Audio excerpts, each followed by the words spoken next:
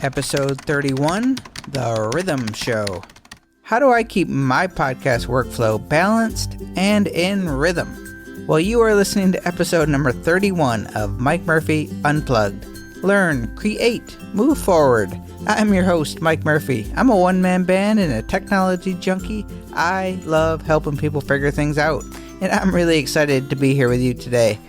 The goal of Mike Murphy Unplugged is to help you learn what you need to know more in order to create online content so you can move forward in business and in life. And in this episode number 31, I'm going to continue down the path of self-awareness and tackle the topic of finding your rhythm or balance in podcasting, business, and in life. I have a few reasons that I think are major contributors of stress and burnout in podcasting, and I'm going to share my techniques and ways that I use to keep a good rhythm and make me in control of the podcast and not the other way around. And as always, let's start the show with a question of the week from Ask Mike Anything. For those of you just tuning into the show for the first time, Ask Mike Anything. It's your chance to ask me what you want to know more about. Where are you struggling in your online business? Just head on over to mikemurphy.co. Leave me a question, and I will answer it in a future episode. Today's Ask Mike Anything. How do I submit my brand new podcast to iTunes? Just to be clear, the question is how to submit the launch episode, or episode number 00, or number 1, to the iTunes directory. You only have to do this once, so this is a good thing. Here we go. The first thing you need to do, create your RSS feed from PowerPress or Libsyn or wherever your media host is, okay? You're going to copy that feed to your clipboard, Command-C. Then you're going to log into the brand new podcastconnect.com that I talked about in episodes 30's Ask Mike Anything. You're going to do so using your Apple ID. And just a side tip, if you forget the URL, the podcastconnect.com web address, there is a link on the front page of iTunes that says submit a podcast that will redirect you there. So don't worry. If you have other podcasts in the portal, you're going to see a little plus sign in the upper left corner. If not, if this is the first time ever, which it probably is, there's going to be an empty field when you log into the Podcast Connect that you just paste Command V and then you hit the submit. Apple's going to validate the feed for any errors and then let you know that your podcast has been submitted for review and you will be notified when it goes live. It's out of your control at this point. It's as easy as that. My podcast took about 24 hours to go live in the old system, but some folks recently have been reporting that it's going through Podcast Connect has only taken a couple hours. So, you never know. My advice, give yourself a day or two before you want to launch, before your launch date. And if it goes live early, just hold off for a little bit until you're ready to announce it to the world. And as soon as it goes live, be sure to stop, soak it all in, and congratulate yourself. This was a really cool feeling for me. I was really proud of myself at this point. Anyways, episode number 31. This is where we prevent pod fading by streamlining our podcast workflow to achieve balance and rhythm. Very important. And first of all, I want to start off by saying that I am a work in progress, so by no means am I in perfect sync. But I am trying, and that is all I want you to take away from this episode. I'm not a self-help guru, and I am not a huge fan of the term work-life balance, but I am a fan of reducing stress and making things in life more enjoyable. You started a podcast or your business for good reasons, probably. Don't you want to enjoy it? I know I do. You may work full-time like me. You might have kids and pets and all sorts of responsibilities that I don't have. This does not matter.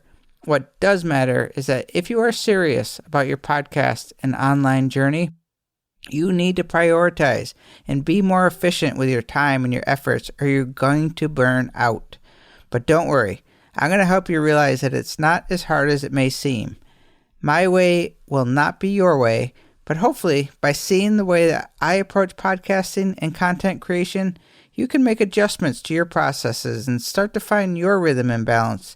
Before long, it just becomes like a natural part of your life rather than something that causes stress. Episode 25, for those of you new to the show, was all about pod fading, which is a term used to describe when podcasters slowly start to miss episodes until they eventually stop. If you cannot find some type of balance or rhythm, pod fading or pod no more will likely only be a matter of time. Here's the deal. Podcasting seems really easy at first. I mean, how hard can it possibly be to talk into a microphone for 20 minutes once a week? Not hard at all. Except, as we all know, it's a lot more than that.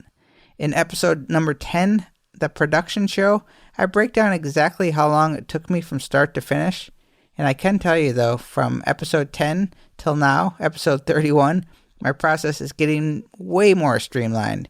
It's still not easy, it's still a ton of work, but way more efficient.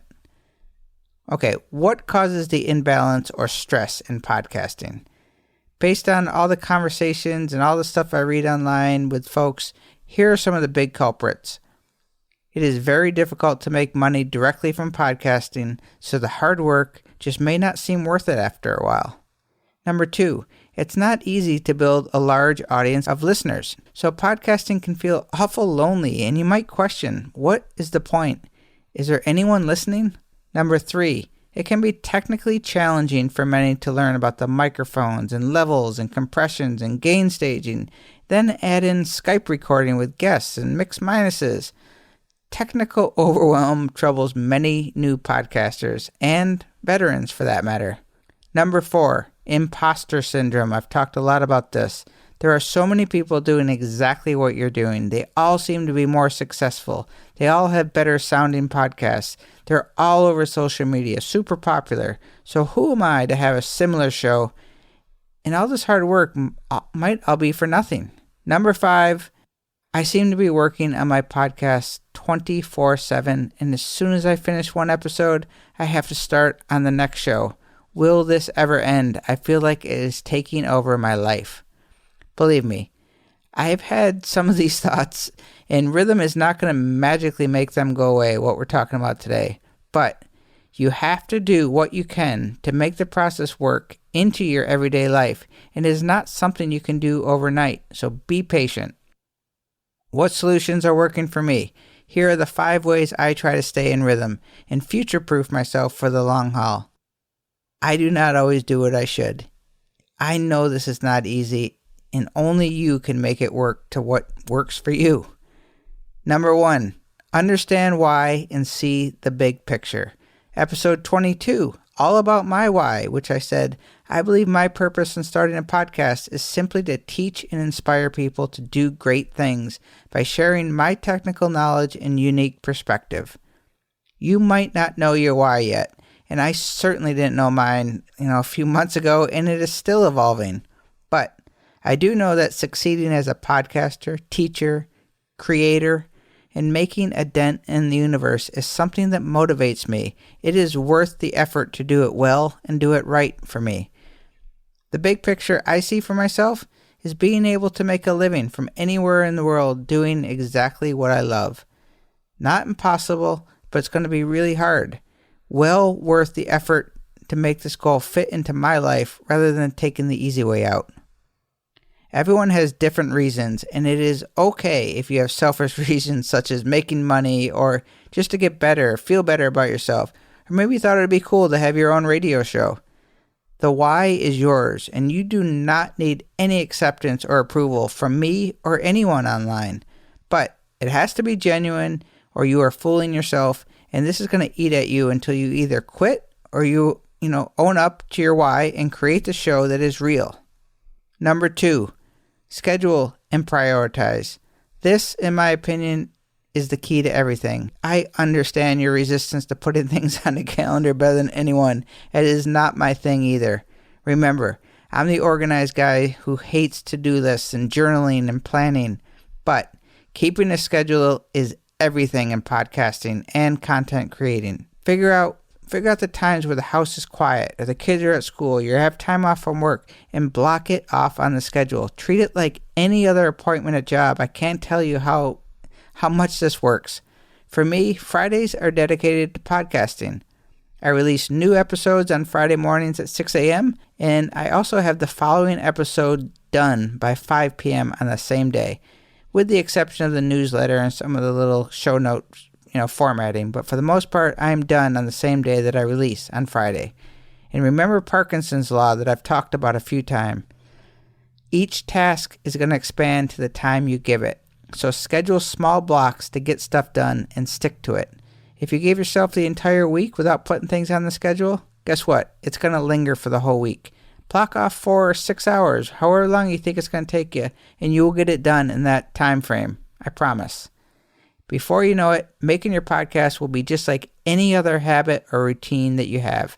You are training yourself to get stuff done. Okay, number 3, be more self-aware. I know I sound like a broken record with this stuff, but the more you understand what you're good at and your weaknesses, the better you are going to be at this whole game, I promise you. I have invested a ton of time and effort and very little money into learning what I'm good at, and I can't tell you how much of a difference it's made to my workflow. You just start to trust yourself more and gain confidence in the decisions you make, and this enables me to just keep prodding along forward. I'm not questioning myself. Pay more attention to yourself and less attention to the endless streams of advice you hear online, and even from me if I contradict what works for you. You know you better than anyone, and when you believe this, it just clicks. That is what we are striving for.